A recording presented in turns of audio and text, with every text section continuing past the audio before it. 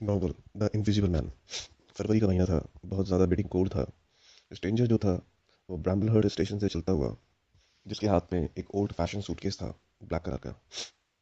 वो एक small hotel या इन कह सकते हैं आप, उसके बाहर आकर रुक गया, जिसका नाम था कोचन हाउसेस। वो बहुत ज़्यादा थका हुआ था। वो बस वहाँ पहुँचकर किसी भी तरीके से घर भाग जाता था, क्योंकि बर्फ़ बहुत ज़्यादा पड़ी थी। उसके कोट और हैट के ऊपर भी बर्फ़ जमी हुई थी। मिसेस हॉल जो सराय की मालकिन थी, उनको काफ़ी ज़्यादा लकी महसूस हुआ, क्योंकि सर्दियों के टाइम पर कोई कस्टमर वहाँ पर नहीं आता था। स्ट्रेंजर ने उन्हें कुछ गोल्ड कॉइन्स दिए, कुछ सॉवरन्स दिए एडवांस के तौर पे कमरे के। कमरा काफ़ी कंफर्टेबल था।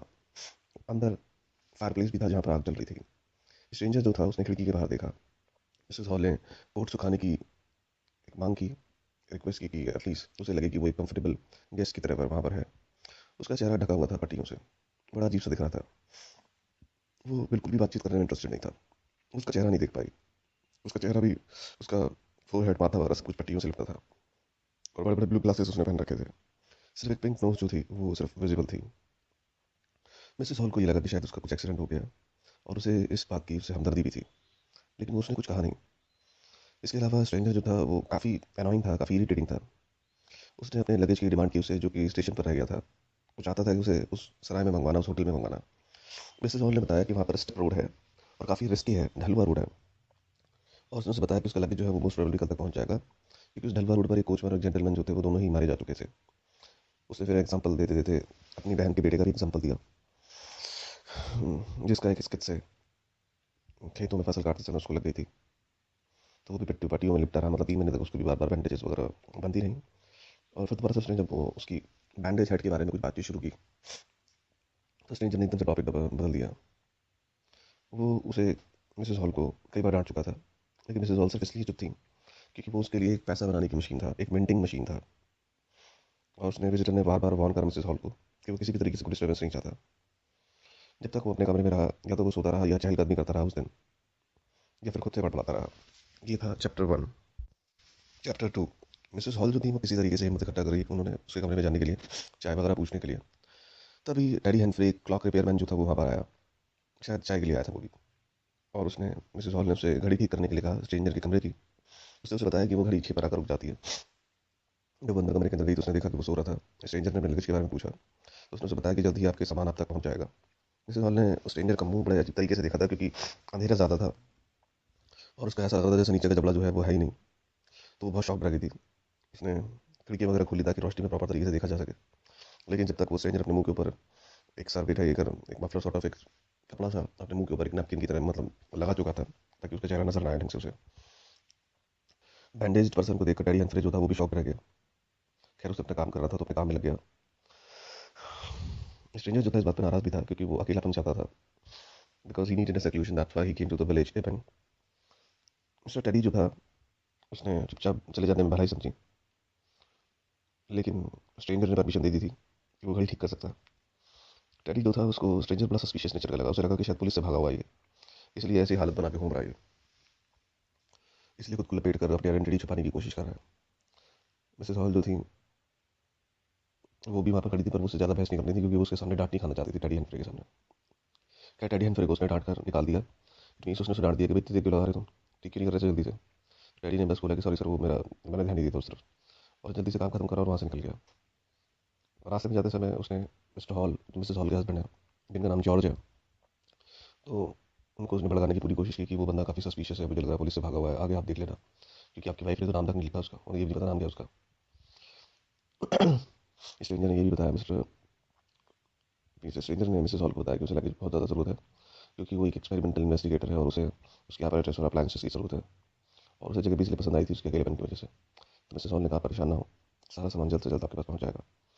उधर मिस्टर हॉल जो है वो अपना डोमिनेशन दिखाने के लिए वो होटल में बड़े गुस्से में घुसते हैं, और मिस्टर हॉल से कहते हैं कि इस बंदे को चेक करो जरा ढंग से, जब इसका सामान वगैरह आता है। लेकिन ऑन द कॉन्ट्री मिसेस हॉल ने मिस्टर हॉल को डांट दिया कि आप अपने काम से काम रखें और किसी भी तरीके से उसे परेशान ना करें। रात को मिसेस हॉल को अजीब अजीब सपने भी आ रहे थे, जैसे गर्दन लुढ़कती हुई उनकी तरफ आ रही है कुछ बड़े बड़े पम्पकिन से, बड़े बड़े टर्निप से लुढ़कते हुए आ रहे हैं। खैर फाइनली उसने अपने डर को काबू करा और वो आराम से सो गई। ये था चैप्टर 2। चैप्टर 3।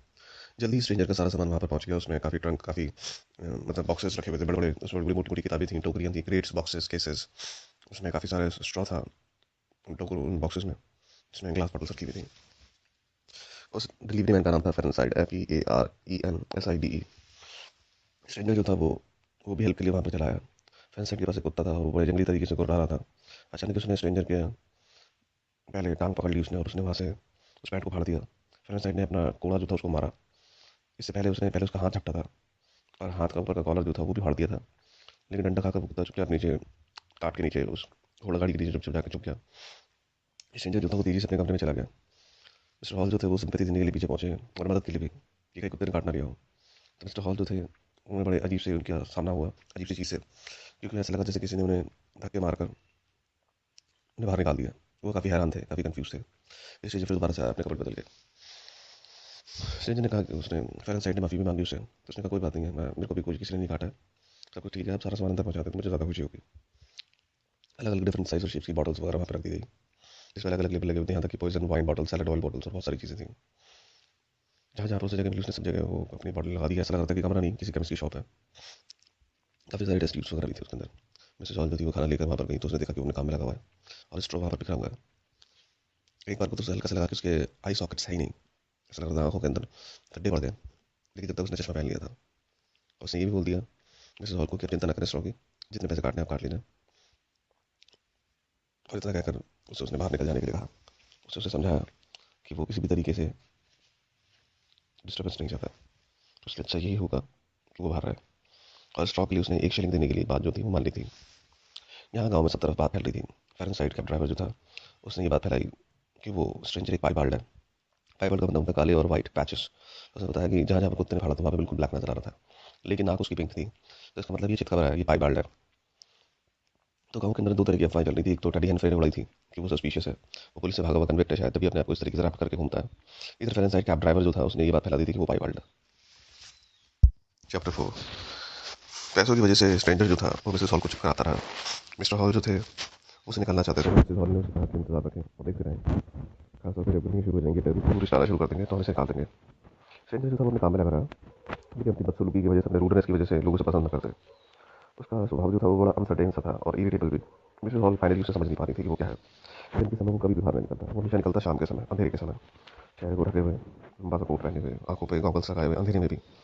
और वो ऐसे रास्तों पर चलता है जो छायादार पेड़ होते, ओवर शैडो ट्रीज होते। कभी कभार कुछ लेबर आ रहे होते तो वो हल्का हल्का सा उसे देख पाते दूर से। टेडी हेनफ्रे जो था एक बार तो उसकी खोपड़ी को देख कर डर गया था एक दिन। कोई भी उसे पसंद नहीं करता था, वो एक फ्रिक्वेंट टॉपिक ऑफ डिस्कशन बन चुका था, अपने अजीबपन की वजह से, अपनी स्ट्रेंजनेस की वजह से। मिसेस हॉल जो थी वो एक एक्सपेरिमेंटल इन्वेस्टिगेटर थी। मतलब मिसेस हॉल ने उसे लोगों को बताया कि वो एक एक्सपेरिमेंटल इन्वेस्टिगेटर है, जैसा कि उसे स्ट्रेंजर ने मिसेस हॉल को बताया था। उसने लोगों को ये भी बताया मिसेस हॉल ने कि उसका एक्सीडेंट हो गया था, जिसकी वजह से उसका चेहरा, उसके हाथ खत्म, मतलब उसके खराब हो गए थे, और वो काफ़ी सेंसिटिव था, इसलिए वो लोगों का इंट्रैक्शन पसंद नहीं करता था। जैसे कि मिसेस हॉल ने उसे स्कॉट करने की कोशिश की, संभालने की, बचाने की कोशिश की लोगों के सस्पिशन से। कुछ लोगों के लिए स्ट्रेंजर एक क्रिमिनल था जो अपनी आइडेंटिटी छुपाने की कोशिश कर रहा था, जैसे कि मिस्टर टेडी हंटर ने बात उड़ी थी। मिस्टर हॉल के बारे में छोटा सा डिस्कशन ये है कि उन्होंने ये बात भी फैलाई कि स्ट्रेंजर जो है वो एक टेररिस्ट है, एक अनार्किस्ट है, जो कि एक्सप्लोजिव्स वगैरह जो है प्रिपेयर करने में लगा हुआ है, मतलब कुछ बम वगैरह बनाने में लगा हुआ है। मिस्टर गॉल्ड का कहना था, GOULD, मिस्टर गॉल्ड। खैर, इस तरह की सब तरह की बातें तो फैली रही थी उस गाँव में, इपिंग में। और कईयों के लिए तो वो एक हार्मलेस पागल आदमी था, मैडमैन, जो कि किसी को नुकसान नहीं पहुंचा सकता, बस थोड़ा सा भी था, और औरतों के लिए वो एक सुपर नेचुरल था। फिर भी लोग जनरली उसे डिसलाइक करते थे, पसंद नहीं करते थे। बहुत सारे लोगों ने तो उसके हाव भाव, उसके इशारे, उसके कपड़े, इन सबको कॉपी करना शुरू कर दिया था। बच्चे उसे बॉगी बन कहकर बुलाते थे। वो कभी भी घर से बाहर नहीं निकलता था, और कभी भी चर्च नहीं जाया करता था संडे के टाइम पर। वहाँ पर एक जनरल प्रैक्टिशनर भी था, कस प्रैक्टिशनर मतलब एक तरीके से आप प्रीस्ट वगैरह कह सकते हैं उसे, प्रीस्ट का एक साथी, जो वैसे चर्च का ही एक सदस्य होता है। तो कस जो था वो काफ़ी एक्साइटेड था उसके हाव भाव को लेकर, उसकी बैंडेजेस को लेकर, और इतनी सारी बॉटल्स की मंगवाई इस बात को लेकर भी वो काफ़ी एक्साइटेड था जानने के लिए कितनी हज़ार से बड़ी बॉटल मंगाने का क्या मतलब हो सकता है। और इसलिए वो बातचीत करने के लालच से वहाँ पर पहुँच गया, और उसने ये दिखावा करा कि वो डोनेशन के लिए आया, नर्स फंडों, मतलब नर्स फंड के लिए आया वहाँ पर। और इस तरीके से उसने स्ट्रेंजर से मुलाकात की। उसने बातचीत में ही कुछ इस तरीके से क्वेश्चन पूछ डाले जिसकी वजह से स्ट्रेंजर को गुस्सा आ गया, और उसने उसे कट्टे मारकर उसे बाहर निकाल दिया, 2-3 चांटे भी मार दिए, क्योंकि चांटे भी इस तरीके से अंधेरे में लगे कि कस जो था वो डर गया था, क्योंकि उसे ऐसा लगा था जैसे हवा में स्लीव जो है, बाजू जो है वो हवा में नजर आ रही है, पर उसमें हाथ नहीं है। और अचानक ही उसने उसकी नाक पकड़ ली बड़ी जोर से, तो कस जो था वो वहाँ से डर के मारे भागा, काफ़ी इंसल्टेड होकर। मिसेस हॉल जो थी उन्हें कुछ समझ में नहीं आ रहा था कि ऊपर क्या है, क्योंकि थोड़ी बहुत बातचीत तो आवाज़ सुनाई दे रही थी, हंसने की, चिल्लाने की आवाज़ सुनाई दी, और फिर भागने की आवाज़ सुनाई दी। कस जो था वो सीधे भागकर बंटी के पास गया। Bunting, BUNTING, bunting. बंटिंग जो था वो वहाँ पर बेकार था, मतलब एक प्रीस्ट था, क्लर्की मैन भी कह सकते हैं आप उसे। तो कस ने कस ने बंटिंग को सारी बात बताई और उसने इस तरीके से बताया कि कैसे कपड़े वगैरह जो थे वैसा लग रहा था जैसे हवा में लहरा रहे हैं और उसे अचानक उसे पीट डाला। उसकी कहानी को सुनकर बंटिंग को बिल्कुल भी विश्वास नहीं हुआ और बल्कि वो हंस रहा था इस बात पे। बंटिंग को लगा कि शायद ये अपने आप ही झूठ बोल रहा है, क्योंकि ऐसा हो ही नहीं सकता कि हवा में कपड़े उड़े और मार दें। तो उसकी कहानी का उसने बिल्कुल भी। चैप्टर 5। अचानक दरवाजा खुला बंद हो गया। मिसेस बंटिंग जो थी उठकर बैठ गई। पहले तो उन्होंने अपने हस्बैंड को नहीं उठाया और उन्होंने कदमों की आहट करने की कोशिश करी कि है कौन। फिर उसने ये समझ गई कि कोई तो है। उसे लगा कि चोर ना आ गया हो। उसने अपने हस्बैंड को उठाया तो उन्होंने दोनों चुपचाप धीरे धीरे डाउनस्टेयर्स की तरफ गए। सीढ़ियों के नीचे उन्हें अचानक बड़ी जोर से छींकने की आवाज किसी की सुनाई दी। मिस्टर बंटिंग ने एक पॉकर ले लिया था, एक छड़ी ले ली थी अपने हाथ में हथियार के रूप में, और वो चुपचाप धीरे धीरे कदमों से वहां नीचे पहुंचे। और अचानक वहां पर उन्होंने देखा कि ड्रॉर खुल गया। पेपर इधर उधर बिखरने की आवाज सुनाई थी। एक मैच स्टिक जो थी वो जली और वहां पर पूरा कमरा जो था वो रोशनी में नहा गया। बंटिंग ने देखा कि ड्रॉर खुला अपने आप, कैंडल जल गई वहां पर कोई था नहीं वहां पर। उसे पक्का पता चल गया था कि कोई ना कोई वहां पर घुसा है जरूर। पैसों की खनखनाने की आवाज में मिस्टर बंटिंग जो थे वो श्योर थे कि उन्होंने शायद चोर को ढूंढ लिया था, लेकिन कोई नजर ही नहीं आ रहा था। उन्होंने देखा कि दरवाजा जो था वो भी अपना खुला और बंद हो गया। कोई तो था कमरे में, लेकिन बस कोई नजर नहीं आ रहा था। उन्होंने हर एक कोना ढूंढ लिया पर उन्हें कोई नहीं मिला और पैसा गायब हो चुका था। हाँ, उन्हें जोर जोर से छीनने की आवाज़ें जरूर सुनाई दी थी और किचन का दरवाजा भी बड़ी जोर से बंद कर दिया गया था। मिस्टर बंटिंग जो थे वो पीछे के दरवाजे की तरफ गए, क्योंकि बड़े जोर से धड़ाम से बंद आवाज़ होने की आवाज़ आई थी। चोर ने अपना काम कर दिया था और चुपचाप निकल गया था। कमरा बिल्कुल खाली था और बैक डोर जो था वो फिर दोबारा से बंद कर दिया गया था। मिस्टर और मिसेस हॉल जो थे, सॉरी मिस्टर और मिसेस बंटिंग जो थे, वो बड़े हड़बड़ाए से, बड़े हक्के बक्के से वहाँ पर खड़े रह गए। कोई भी नहीं था वहाँ पर। वो काफ़ी हैरान थे और दुखी भी अपने उस लॉस पर, लेकिन वो क्या कर सकते थे जबकि उन्हें कोई वहाँ पर नजर नहीं आ रहा था। चैप्टर 6। मिस्टर और मिसेस हॉल जो थे वो उन्होंने सेलर में, CELLAR, सेलर का मतलब बेसमेंट। तो मिस्टर और मिसेस हॉल जो थे वो सेलर में वहीं पर अपना एंजॉयमेंट वगैरह कर रहे थे, क्योंकि वो विट मंडे था। मैंने आपको बताया था विट मंडे जैसे संडे है तो हर हफ्ते ही आता है, ऐसे वहाँ पर मंडे है तो उसे विट मंडे कहते हैं, WHIT विट। तो वहाँ पर मिस्टर और मिसेस हॉल जो थे वो अपना एंजॉय कर रहे थे।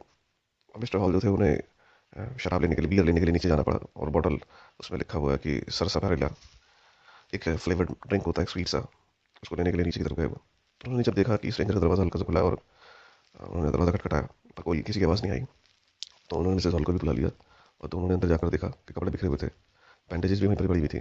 मिसेस हॉल ने भी सिचुएशन को ढंग से देखा। फिर वो और अंदर की तरफ गए।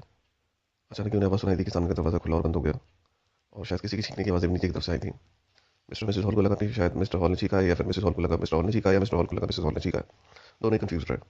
और कुछ छींकों के बाद उन्होंने देखा कि कमरे के कपड़े जो कमरे के अंदर कपड़े पड़े हुए थे वो एकदम से गट्ठर सा बना और सीधे आकर उनके मुंह के ऊपर पड़ा। फर्नीचर ऐसा लगा था जैसे उसमें आत्मा घुस गई हो, क्योंकि पूरा फर्नीचर जो था ऐसा लगा था जैसे नाच रहा है, कूद रहा है, हवा में उछल रहा है। इन सारी चीज़ों को देखकर मिसेस हॉल बेचारी बहुत डर गई। उन्हें लगा कि उस स्ट्रेंजर ने भूत प्रेतों को फर्नीचर में डाल दिया। कुछ विलेजर जो थे वो भी वहाँ पर पहुंचे। सैंडी वार्गर था जो कि ब्लैकस्मिथ था। सैंडी SANDY वार्गर, WABGERS वार्गर्स, वो एक ब्लैकस्मिथ था, लोहार था। और मिस्टर हक्स्टर, HUXTER हक्स्टर, वही जनरल शॉप ओनर था। और वो सबके सब बड़े हड़बड़ाए हुए थे इन सारी चीज़ों को देखकर और सुनकर। और वो स्ट्रेंजर जो था वो वहाँ से गायब था। मिस्टर वेडगर के हिसाब से वो एक विचक्राफ्ट था, एक जादू टोना था। बातचीत तो चलती रही लेकिन फाइनली कोई डिसीजन नहीं निकला। अचानक ही दरवाजा जो था अपस्टेयर्स का वो खुला और उन्होंने देखा कि वही स्ट्रेंजर जो था वो अंदर की तरफ आ रहा है। धड़ाम से उसने दरवाजा बंद कर दिया। मिस्टर हॉल ने हिम्मत करके दरवाजा खटखटाया और बोले, एक्सक्यूज मी। स्ट्रेंजर बड़ी दूर से वहीं से चिल्ला के, भाग जाओ यहाँ से, दरवाजा बंद कर दो। किसी के अंदर इतनी हिम्मत ना हुई दोबारा कुछ पूछने की। लेकिन सबके सब बहुत हड़बड़ाए हुए थे और मिसेस हॉल जो थी वो काफ़ी उदास थी, काफ़ी परेशान थी, क्योंकि वो कुर्सी भी उनको मारने के लिए खड़ी हो गई थी, जिसके ऊपर उसकी माँ जब जिंदा थी जो झूला करती थी वो उसकी माँ की, मतलब उसके लिए उसकी वो एक फेवरेट कुर्सी थी। तो मिसेस हॉल भी काफ़ी दुखी थी, लेकिन फाइनली उन्होंने डिसाइड कर लिया था कि उसे बाहर निकालना है, बस रखना नहीं है होटल में। चैप्टर 7। स्ट्रेंजर जो था वो बन नहीं रहा। वो जब घंटी बजाता खाने के लिए कुछ रिस्पॉन्स नहीं मिला उसे। मिसेस हॉल ने फाइनली मूड बना लिया था उसे गुड बाय कहने का। स्ट्रेंजर उसे वैसे पसंद नहीं करते थे और चोरी की खबर जो थी वो सब तक फैल गई थी। स्ट्रेंजर जो था वो भूखा रहा और बड़े गुस्से में खैर अपने काम में लगा रहा। काफ़ी बोतलें भी टूटने की आवाज़ें आई और पूरे कमरे के अंदर क्लोरीन की महक सी फैल रही थी। तो बाहर निकला और मिस्टर हॉल को उसने आवाज़ें लगाई। तो मिसेस हॉल जो थी वो बिल लेकर आई तो उसने गुस्से में फ़ोन की डिमांड की। मिसेस हॉल ने कहा पहले पैसे दो, क्योंकि उसने पैसे नहीं दिए थे। उसने उसे बताया था कि मैंने तुम्हें बोला नहीं था कि मुझे जल्दी पैसे मिल जाएंगे। खैर मुझे पैसे मिल गए। लेकिन तभी मिसेस हॉल ने ये स्टेटमेंट दिया कि वही कल्प्रिट था जिसने पैसे चुरा लिए थे मिस्टर बंटिंग के वहाँ से। इस बात पर उसे बहुत तेज गुस्सा आ गया। स्ट्रेंजर जो था वो गुस्से में बोलने लगा, चिल्लाने लगा। उसने ये भी कहा कि वो सबक सिखाएगा। उसने एकदम से झटके से नाक पर हाथ डाला, उसके हाथ में, हाथ की तरफ बढ़ाया। मिसेस हॉल को लगा शायद वो पैसे दे रहा, लेकिन वो डर के मारे चिल्ला पड़ी क्योंकि वो उसकी नाक थी। स्ट्रेंजर जो था उसने जल्दी ही अपनी पट्टियाँ वगैरह, चश्मे वगैरह सब उतार के फेंक दिए। अब वो बिना सर के घूम रहा था। उसके विस्कर, बैंडेजेस वगैरह सब कुछ उतार के, विस्कर का मतलब मूछे होता है, तो जो मूछे उसने लगा रखी थी, हैट लगा रखा था, बैंडेजेस सर पे लपेट रखा था, गॉगल्स लगा रखे थे, सब कुछ उतार के फेंक दिया उसने। लोग डर के मारे यहाँ से वहाँ भागने लगे और जो लोग वहाँ पर आ गए थे उनके चिल्लाने को सुनकर हेडलेस स्ट्रेंजर वहाँ पर घूम रहा था। फाइनली कांस्टेबल जाफर जो था, JAFFERS जाफर्स, वो वहाँ पर पहुंचा। तो उसने देखा हेडलेस फिगर को वहाँ पर ब्रेड खा रहा है, चीज़ खा रहा है। कांस्टेबल वहाँ पर पहुंचा उसे अरेस्ट करने के लिए, तो स्ट्रेंजर ने उसे कहा कि दूर रहे उसे। और उसने जब जाफर नहीं माना तो उसके मुंह पे चांटा भी लगा दिया। जाफर जो था, उसने उस हैंडलेस रिस्ट को, जो नजर नहीं आ रही थी, उसको पकड़ लिया और इनविजिबल थ्रोट भी पकड़ लिया था, गला भी पकड़ लिया था। स्ट्रेंजर ने उसे काफी लातें मारी, लेकिन जाफर ने उसे नहीं छोड़ा। उसने मिस्टर हॉल को कहा कि वो आकर स्ट्रेंजर के पैर पकड़ ले और दबोच ले उसे। मिस्टर हॉल ने ऐसे कोशिश भी की, लेकिन उसको काफी लातें खानी पड़ी। स्ट्रेंजर ने फाइनली हार मान ली थी, जैसे कि लोग सबके सब चिपट गए थे उसे। उसने कहा कि वो ठीक है, वो अरेस्ट करने को तैयार है। लेकिन उसे अरेस्ट क्यों किया जा रहा है, उसकी इनविजिबिलिटी की वजह से? तो कांस्टेबल ने कहा कि नहीं, तुम्हारी इनविजिबिलिटी की वजह से नहीं, बल्कि चोरी करने की वजह से। मिस्टर और मिसेस बंटिंग यहाँ पर तुमने चोरी की है। तो स्ट्रेंजर ने कहा कि ठीक है, उसे हथकड़ी ना पहनाई जाए, वो खुद को अरेस्ट कराने के लिए तैयार है। और जल्दी ही लोग जब पीछे हट गए तो वो सरेंडर करने के लिए तैयार हो गया था। लेकिन अचानक ही उसने सारे कपड़े निकाल के फेंक दिया और वो टोटली इनविजिबल हो गया। अब लोगों को लात घूंसे पड़ रहे थे, पर वो नजर नहीं आ रहा था। जेफर जो था वो भी धाम से जमीन पर गिर पड़ा। पता नहीं वो मर गया था या जिंदा था, लेकिन सबके सब लोग जो थे अफर तफरी में यहाँ से भाग रहे थे। और इनविजिबल मैन जो था वो फिर दोबारा से आजाद था। Invisible man chapter 8। गिबॉन्स, GIBBONS, एक नॉन प्रोफेशनल एक्सपर्ट था नेचुरल हिस्ट्री में। अच्छा जी, वो अपने कमरे के अंदर था, और जहाँ पर वो रहा करता था वहाँ पर दूर दूर तक कोई ह्यूमन बींग नहीं रहता था। वो सो रहा था। अचानक ही उसे किसी के छींकने की, खांसने की आवाज़ सुनाई थी, और ऐसा लग रहा था कोई गुस्से में कुछ कसमें सी खा रहा है, कुछ गुस्से में बड़बड़ा रहा है। उसने देखा, पर आसपास उसे कोई नजर नहीं आया। आवाज़ें लगातार आती रहीं किसी के कसमें खाने की, कुछ शब्दों की। कुछ जोर जोर से शायद कुछ बोल रहा था, लेकिन शब्दों से पता चल रहा था कि कोई सिविलाइज्ड मैन है, कोई पढ़ा लिखा इंसान है। धीरे धीरे आवाज़ जो थी वो कम होती चली जा रही थी, और तभी बड़ी जोर से फिर दोबारा से छींकने की आवाज़ सुनाई दी। गिवन को समझ में नहीं आ रहा था कि आखिर हो क्या रहा है। और गिबन्स को टिपिंग में इनविजिबल मैन के बारे में बिल्कुल नहीं पता था। वो इस अजीब सी घटनाओं से परेशान हो गया। वो उठा और वो इपिंग की तरफ भागने लगा, क्योंकि वो इपिंग जाना चाह रहा था उस परेशानी से बचने के लिए, क्योंकि वो बहुत ज़्यादा घबरा गया था। चैप्टर 9। इसमें एक अजीब सा करेक्टर है जिसका नाम मार्वल है। वो एक ट्रैम्प है, मतलब आवारा है, होमलेस है, जॉबलेस है। यहाँ से वहाँ वॉन्डरिंग करने के अलावा और कोई काम नहीं है, भटकने के अलावा। उसने कोई शैबी सा अगली सा हैट पहना हुआ है, और हम देखते हैं कि वहीं पर वो रोड साइड के पास एक डिच में, DITCH, डिच मतलब होता है खड्डा, खड्डे में पैर लटका के बैठा हुआ है। और एक पहाड़ी रास्ता है जो एटरडेन की तरफ जा रहा है, ADDERDEAN। वो जूतों के बारे में सोचकर खो जाता है। जो 4 जूते उसने घास पर लगा रखे हैं एक लाइन से, उनके वंडरफुल अरेंजमेंट को देख देख के वो खुश हो रहा है और सोच रहा है। तभी एक आवाज़ जो है उसे आसपास सुनाई देती है, पर उसे आसपास कोई नजर नहीं आ रहा होता है। उसे लग रहा होता है कि शायद उसने पी रखी है, शायद उस वजह से ऐसा उसे इल्यूजन, ऐसे भ्रम हो रहे हैं। आवाज़ जो है वो आ तो रही थी, पर उसे नजर नहीं आ रहा था। आवाज़ जो थी वो रिपीट होती चली गई, और उसके बाद उसे पक्का पता चल गया कोई आसपास ही है। तभी कुछ पत्थर के टुकड़े जो थे वे उड़ते हुए उसकी तरफ आए, तो उसकी सोच बिल्कुल बदल गई। मार्वल को आवाज़ें तो सुनाई दे रही थी, पर कोई दिखाई नहीं दे रहा था। उसे लगा कि शायद वो पागल हो गया, ये शराब पी रखी, इस वजह से दिमाग खराब हो गया। लेकिन जब पत्थर उड़ते हुए नजर आए तो समझ गया कि कोई है जरूर यहाँ पर। इनविजिबल मैन को बहुत ज़्यादा ज़रूरत थी मदद की, और तभी उसके आसपास इनविजिबल मैन पहुंचा और उसे बड़े तरीके से धमकाया उसे, और वो भी उसकी पकड़ में आ गया, अपने डिमांड्स की वजह से, रिक्वायरमेंट्स की वजह से और बेनिफिट्स की वजह से। इनविजिबल मैन ने उसे समझाया कि अगर वो उसकी मदद करेगा तो वो उसे कपड़े, शेल्टर और बाकी सारी चीज़ें प्रोवाइड करेगा। इनविजिबल मैन ने सही आदमी पकड़ा था अपनी मदद करने के लिए, क्योंकि एक तो वो आउटकास्ट था और वैसे भी उसके पास बेसिक नेसेसिटीज़ नहीं थी ज़िंदगी की। तो लालच पाने के चक्कर में वो उसकी मदद करने के लिए तैयार हो गया। इनविजिबल मैन ने मार्वल को ये भी धमकाया कि अगर उसने उसकी बात नहीं मानी और उसके हिसाब से काम नहीं करा, तो फिर वो उसे जान से मार देगा। मार्वल के पास कोई ऑप्शन नहीं था अपने इस इनविजिबल बॉस की बात ना मानने के अलावा। उसकी भी टेबल कंडीशन और थ्रेट्स ने काम कर दिया था, और उसकी सारी कमांड्स को वो ओबे करने के लिए तैयार हो गया था, क्योंकि वो इसी बात से बहुत ज़्यादा परेशान हो रहा था कि कहीं वो उसे मार ना दे। तो उसकी जो पावर्टी जो थी, उसकी हेल्पलेसनेस जो थी, उसने उसे मजबूर कर दिया था उसकी बात मानने के लिए। ये था चैप्टर 9। चैप्टर 10। स्केप्टिसिज्म पूरे इपिंग में फैल गया था। स्केप्टिसिज्म की स्पेलिंग है SCEPTICISM। मतलब एक डर जो था, एक शक जो था, एक सस्पिशन जो था, वो पूरे गांव में फैल रहा था इनविजिबल मैन को लेकर। लेकिन जल्द जैसे कि पब्लिक मेमोरी शॉर्ट होती है, लोग उसको भूलने लगे थे, अपने फिट मंडे की सेलिब्रेशन में खो गए थे। वो एंजॉय करना चाह रहे थे, लेकिन अभी भी कहीं ना कहीं इनविजिबल मैन का डर तो था ही। 4 बजे के करीब एक स्ट्रेंजर जो था वो गांव में घुसा। वो अजीब सा दिख रहा था। वो कोचिन हॉर्सेस में पहुंचा, उस सराय में। इनका मतलब है, मतलब सराय, INN। अच्छा जी, तो वो वहाँ पर घुसा और बाहर में चला गया, और उसके बाद उसने कमरे में घुसने की कोशिश करी, और ऐसा लग रहा था जैसे कि वो शराब पी कर आया है, जैसे कि अपने होठों को बार बार वो हिला रहा था। ऐसा लग रहा था उसके होठ जो है वो गीले हैं, कुछ पी कर आया है। और वो इस तरीके से चल रहा था, जा रहा था जैसे कि कोई नोटिस ना करे। उसने एक पाइप निकाला और उसको स्मोक करना शुरू कर दिया, और फिर वो यार्ड में जाके वहाँ से गायब हो गया। उसके बाद फिर दोबारा से नजर आया, उसका हैट जो था वो स्ट्रेट नहीं था, उसके हाथ में एक बड़ा सा बंडल था, और एक ब्लू टेबल क्लॉथ था एक हाथ में, जिसे और दूसरे हाथ में 3 किताबें थी बंदी हुई। हक्स्टर, जो शॉप ओनर जो था, HUXTER, हक्स्टर, उसने देखा और उसे लगा कि शायद कुछ ना कुछ गड़बड़ है। हक्स्टर ने स्ट्रेंजर का पीछा करा। वो एक्चुअली स्ट्रेंजर और कोई नहीं, मार्वल था। क्योंकि इनविजिबल मैन ने उसे भेजा था अपना सामान वापस लाने के लिए वहाँ से, जो इंपॉर्टेंट था कोचे हॉर्सेस से। तो हक्सटर को लगा कि शायद वो चोर है और सामान चुरा के भाग रहा है। उसने उसको पीछा करने की कोशिश कर ली, लेकिन रास्ते में ही किसी ने उसे गिरा दिया और मारा पीटा और उसे ज़मीन पर गिरा दिया। ये उसके बारे में बताया गया हक्सटर के बारे में, कि हक्सटर ने किस तरीके से चोर चोर कहला के उसके पीछे भागना शुरू करा, लेकिन रास्ते में इनविजिबल मैन ने उसे मारकर नीचे गिरा दिया था। कैप्टन 11 इंस्पेक्टर मिस्टर बंटिंग जो थे, प्लस यू डबल एस का बंटिंग BUNTING जी बंटिंग। तो कसर बंटिंग जो थे वो मिस्टर हॉल की परमिशन से वो इनविजिबल मैन की सारी बिलोंगिंग्स, जो भी उसका सामान था, उसको बहुत ध्यान से एग्जामिन करने में लगे हुए थे। उसके कुछ पेपर्स पड़े हुए थे, डायरियाँ भी पड़ी हुई थी, उसके कपड़े बिखरे हुए थे, कमरा जो था वो साफ करने में लग गए थे कसर बंटिंग। उनको समझ में नहीं आ रहा था कि डायरी में क्या लिखा हुआ है, क्योंकि ना तो कोई पिक्चर थी ना कोई डायग्राम था, और जो भी कुछ लिखा हुआ था वो शायद ग्रीक भाषा में लिखा हुआ था। तो उनको कोई कंक्लूजन नहीं मिल पा रहा था कि आखिर लिखा क्या है, चक्कर क्या है ये। अभी दरवाजा जो था वो खुला और अंदर से कोई बाहर का बंदा घुसा, वो मिस्टर मार्वल था। लेकिन कसर बंटिंग ने उसे इग्नोर कर दिया और वो अपने काम में लग रहा है। अचानक मिस्टर बंटिंग को महसूस हुआ कि किसी ने पीछे से की तरफ से गर्दन की तरफ से उसे पकड़ लिया। चोर भी था जिसको अपराध करने में ज़रा सी भी हिचक नहीं थी। किसी ने उसे देखा नहीं था, लेकिन हर कोई कोशिश कर रहा था उस अपराध से रोकने की। मार्वल जो था इन डिटेल्स को सुनकर उसके मन में इच्छा जागी कि वो भी इनविजिबल मैन को के बारे में कुछ बोले। लेकिन जैसे ही वो बोलने की उसने कोशिश की, तभी उसे ग्रिफिन ने पकड़ लिया, उस इनविजिबल मैन ने। उसका चेहरा साफ तौर पर दिखा रहा था कि वो किसी फिजिकल सफरिंग से गुजर रहा है। लेकिन सेलर जो था बड़ा क्यूरियस होकर उसके चेहरे की तरफ दिख रहा था कि उसे हुआ क्या है, क्योंकि वो इनविजिबल मैन को देख नहीं पा रहा था। तो उसने इशारा करके बताया मार्वल ने कि उसे दांत में दर्द है, उसे टूथ एक है, TOOTHACHE टूथ एक। और उसने फिर दोबारा बताया कि इनविजिबल मैन जो है वो सिर्फ एक होक्स है, HOAX होक्स, वो एक धोखा है और किसी भी तरीके से न्यूज़ में कोई सच्चाई नहीं है। मार्वल जो था वो बड़े अजीब तरीके से वहाँ से उठा और चल पड़ा। और जिस तरीके से वो जा रहा था, सीनर जो था वो काफ़ी गुस्से में भी था और अपसेट भी था उसके एक अजीब से बिहेवियर पर। उसे लग रहा था शायद वो कोई खेल खेल रहा है उसके साथ, क्योंकि जिस तरीके से वो लड़खड़ाता हुआ चल रहा था, ऐसा लग रहा था जैसे कोई धक्के मारता हुआ ले जा रहा है उसे। और बाद में उसने काफ़ी सारी चोरी डकैती की कहानियां भी सुनी थी कि लोगों ने ऐसा देखा कि पैसा किसी ने हवा में उछाल दिया था। दिन बस गुजरते चले जा रहे थे, लेकिन सीलर को इस बात का एहसास हो गया था कि कहीं ना कहीं वो सच्चाई के नज़दीक ही है, इनविजिबल मैन के आसपास ही है कहीं, और जल्द ही उसकी सच्चाई को वो पकड़ लेगा।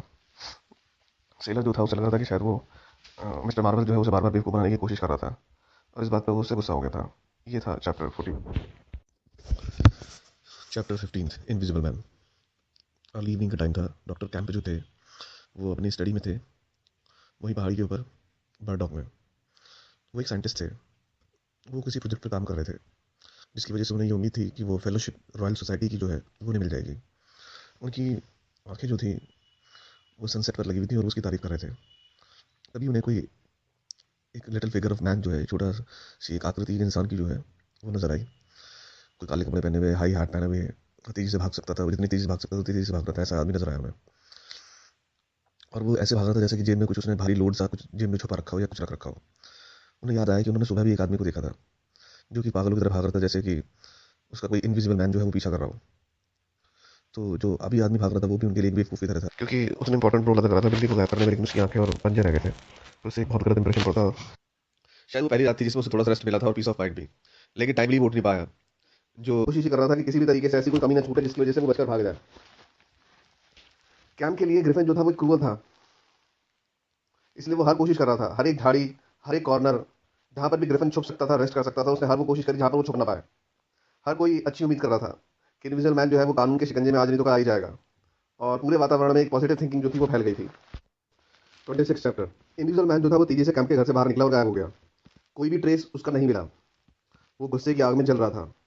उसे ऐसा लग रहा था कि उसे बहुत जबरदस्त किसी दोस्त ने धोखा दिया था, और एक छोटा बच्चा जो था वो उसके गुस्से का शिकार भी हो गया था, क्योंकि उसने रास्ते में से उठाकर साइड में फेंक दिया, जिसकी वजह से उसका एंकल जो था, उसका घुटना जो था, ANKLE एंकल, वो टूट गया था उसका। वो सीधे पहाड़ी की तरफ गया और ओट बर्डॉग के पीछे चला गया था। वो बहुत बुरी तरीके से थका हुआ था वो, और उसने सोचा कि शेल्टर ले लूंगा वहीं कहीं झाड़ियों में।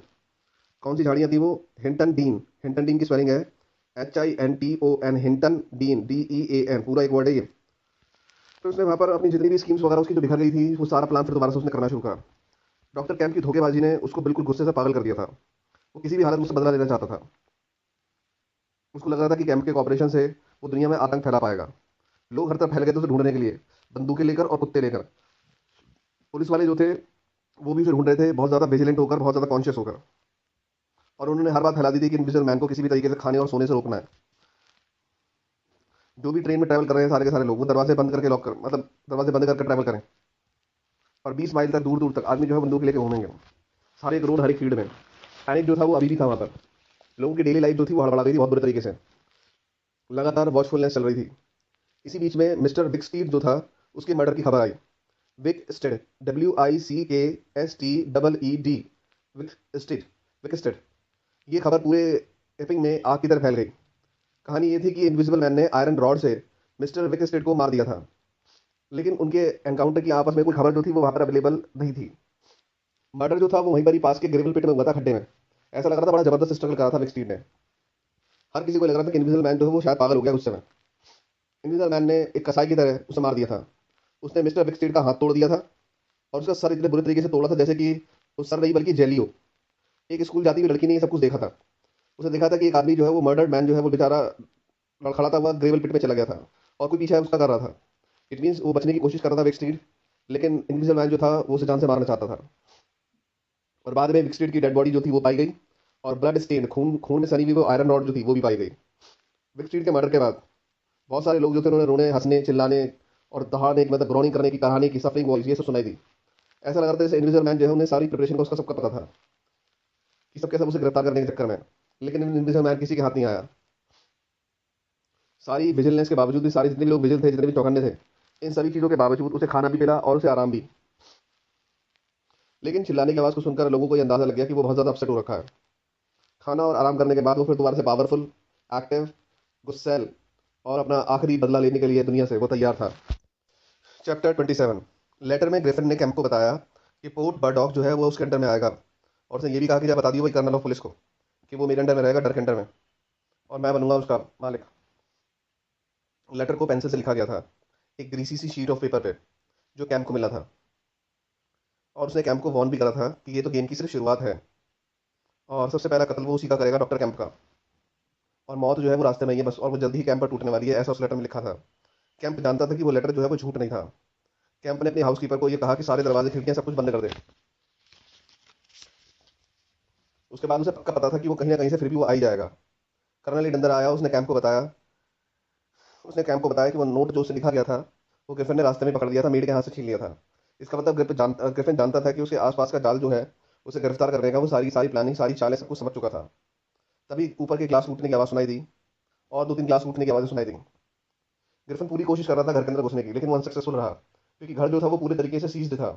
कर्नल एड ने कैंप का रिवॉल्वर लिया और बाहर निकल गया। उसे लगा था आसपास कोई घूम रहा है शायद। फिर एक आवाज़ उसे सुनाई दी। एड ने अपने हाथ में रिवॉल्वर जो था वो टाइटली पकड़ रखा था और इनविजिबल मैन ने उसे एड से कहा कि तू वापस चला जा घर के अंदर। लेकिन एड जो था वो एडमेंट था, कर्नल। वो समझ गया था कि ये इनविजिबल मैन ही है। और जैसे ही एड पलटा, ग्रिफिन ने फट से उसके हाथ से बंदूक जो थी वो छीन ली और कैंप ने देखा कि कर्नल एड पे ग्रिफिन ने हमला बोल दिया था, गोली चला दी थी। और ऐसा लग रहा था कि जैसे कर्नल एड जो है वो अब नहीं रहा है, वो मारा जा चुका है। लेकिन कैंप को पक्का नहीं पता था। ग्रिफिन के हाथ में एक एक्स जो थी, AXE, कुल्हाड़ा जो था उसके हाथ में आ गया था और उसे खिड़की के शटर वटर सब तोड़ डाले थे उसने। इन द मीनवाइल पुलिस वहां पर पहुंच गई थी। तभी पुलिस वालों के हाथ में डंडे थे और कुल्हाड़ा जो था उनमें आपस में इस तरीके से फाइट सी नजर आ रही थी। और इस फाइट के दौरान ग्रिफिन ने एक पुलिस वाले को मारकर गिरा दिया था। तभी दूसरे पुलिस वाले ने डंडे से उसे मार दिया था, ग्रिफिन को। ग्रिफिन ने अपना हथियार छोड़कर वहां से भागने में भारी समझी। पुलिस वाला बड़ी तेजी से चिल्लाया, डॉक्टर कैंप एक हीरो है। जब तक कैंप और उसकी नौकरानी जो थे उन्हें घर के अंदर नहीं देखा गया। पुलिस वाले को उसका बिहेवियर पसंद नहीं आया क्योंकि वो उसे मुसीबत में छोड़कर भाग गया था। क्योंकि वो लोग अपनी जान पर खेलकर उसे बचाने के लिए आए थे और ये उसका फर्ज बनता था वहां पर रुकना, और वो उनको ही छोड़कर भाग गया था। चैप्टर 28। कांस्टेबल को लड़ता हुआ छोड़कर ग्रिफिन के साथ डॉक्टर कैंप बाहर की तरफ भागा अपनी जान बचाने के लिए। उसका नेबर जो था मिस्टर हिलास, HEELAS, हिलास, उसको इनविजिबल मैन की एंटिटी पर, उसकी प्रेजेंस पर बिल्कुल यकीन नहीं था। वो जो उठ के बैठ गया था। जब उसकी कैंप की खिड़कियां तोड़ दी गई थी तो उसने देखा मिस्टर हिलास ने कि कैंप जो है वो भागता हुआ उन्हीं के घर की तरफ आ रहा है शेल्टर मांगने के लिए। लेकिन मिस्टर हिलास को जैसे कि ऑर्डर मिले हुए थे अथॉरिटी से, उसने खिड़कियां दरवाजे बंद रखे। उसे कैंप को घर में नहीं घुसने दिया क्योंकि उसे इनविजिबल मैन का डर लग रहा था। कैंप जो था वो बहुत डरा हुआ था, डर के मारे कांप रहा था। हिलास की तरफ से जब कोई रिस्पॉन्स नहीं मिला तो वो घर से बाहर निकलकर पहाड़ी रोड की तरफ भागा, हिल रोड की तरफ भागा। कैंप जो था वो बर्डॉक की तरफ भागता चला जा रहा था। रोड जो था बिल्कुल खाली था और वो जानता था कि कोई भी दरवाजा नहीं खोलेगा उसके लिए, क्योंकि हर किसी को इनविजिबल मैन का डर था। कैंप को रास्ते में कुछ नेवीज मिले, NAVVIES। नेवीज का मतलब होता है वर्कमैन। कुछ वर्कमैन जो थे वो रोड पे से लौट रहे थे। वो चिल्लाया कि उसके पीछे इनविजिबल मैन है। हर किसी ने रुक गए और उसकी मदद करने के लिए तैयार हो गए। उन्होंने इनविजिबल मैन को मारना शुरू कर दिया। कैंप को अचानक लगा कि ग्रिफिन ने उसकी गर्दन पकड़ ली थी। जितने भी वर्कमैन थे उन्होंने इनविजिबल मैन को मारना शुरू कर दिया। तभी पूरा का पूरा सीन जो था एक बैटल फील्ड में बदल गया और बड़ी भयंकर लड़ाई हो रही थी, क्राउड के बीच में और इनविजिबल मैन के बीच में। धक्का मुक्की, मार पिटाई। कैंप ने उसे पकड़े हुए था और दर्जनों हाथ ने और उन्हें पकड़ रखा था और इनविजिबल मैन को बुरे तरीके से मारते चले जा रहे थे सारे। इनविजिबल मैन जो था वो दया के लिए चिल्लाया भी कि उसकी मदद की जाए, लेकिन कोई भी उसकी मदद करने नहीं जा रहा था, बल्कि सबके सब उसे मारते चले जा रहे थे।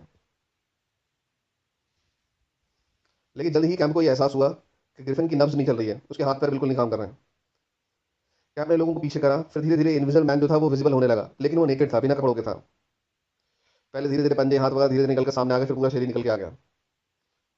एक ओल्ड लेडी ने उस तरफ इशारा करा जहां पर उसका शरीर नजर आ रहा था। तब उन्होंने देखा उसकी कुचली हुई छाती, शोल्डर और उसके मार पिटाई के निशान उसके चेहरे पर साफ नजर आ रहे थे। ग्रिफिन जो था वो नेकेड पड़ा हुआ था, बहुत ही दयनीय स्थिति में, पिटिफुल हालात में। वो लगभग 30 साल का होगा। उसकी ये सर और भौहें जो थी वो सफेद थी।